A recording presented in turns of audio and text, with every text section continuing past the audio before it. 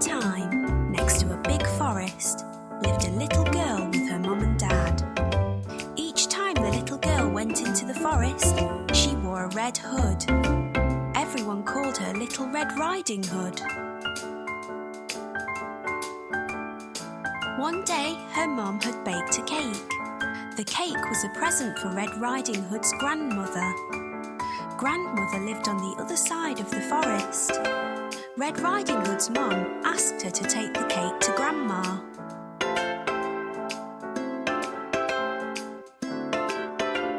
Mum told Red Riding Hood to keep on the pathway and not stop anywhere.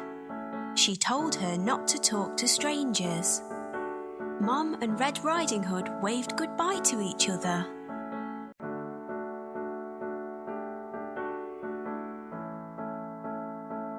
Little Red Riding Hood went into the forest.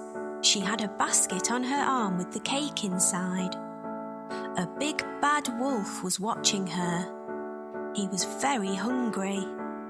Little Red Riding Hood did not see him.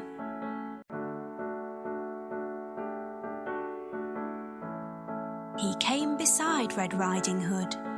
The wolf tried to sound friendly, Riding Hood. The wolf tried to sound friendly. He asked Red Riding Hood where she was going. She told him she was going to see her grandmother on the other side of the forest.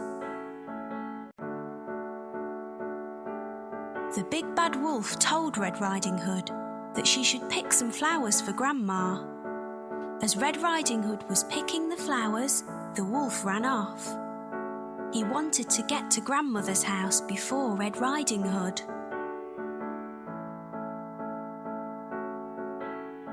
The big bad wolf arrived at Grandmother's house.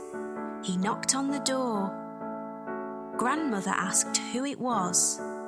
The wolf changed his voice and said it was Red Riding Hood.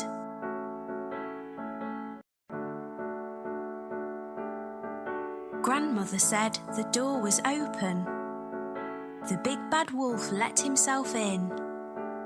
Grandmother saw him and began to scream. Before she could do anything, the big bad wolf swallowed Grandmother up. The big bad wolf was not satisfied. He wanted to eat Red Riding Hood as well.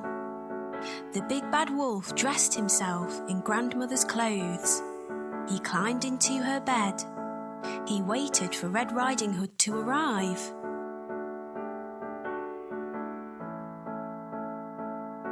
Red Riding Hood came to Grandmother's house. She knocked on the door and asked if she could come in. The big bad wolf changed his voice. He sounded like her grandmother. He told her to come in.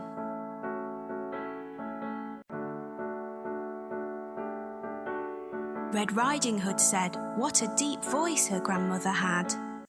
The wolf said it was better to greet her with. Red Riding Hood moved closer to her grandmother. She said what big eyes she had. The wolf said they were better to see her with.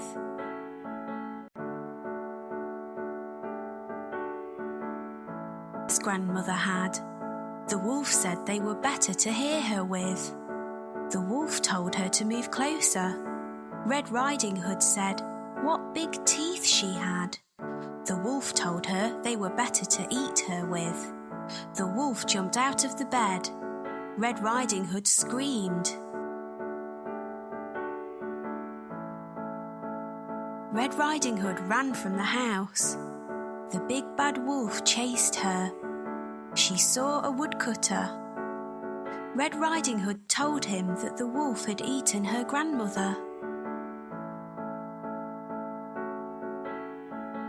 The brave woodcutter picked the big bad wolf up.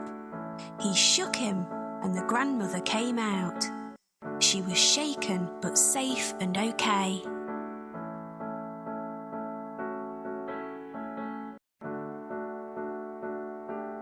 The woodcutter, grandmother and Red Riding Hood all watched the wolf run away.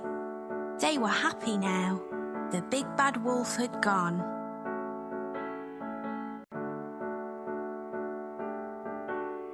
Red Riding Hood and her grandmother thanked the woodcutter. Little Red Riding Hood told her grandmother and the woodcutter that she had learnt a lesson. She would always follow her mother's instructions and never talk to strangers again.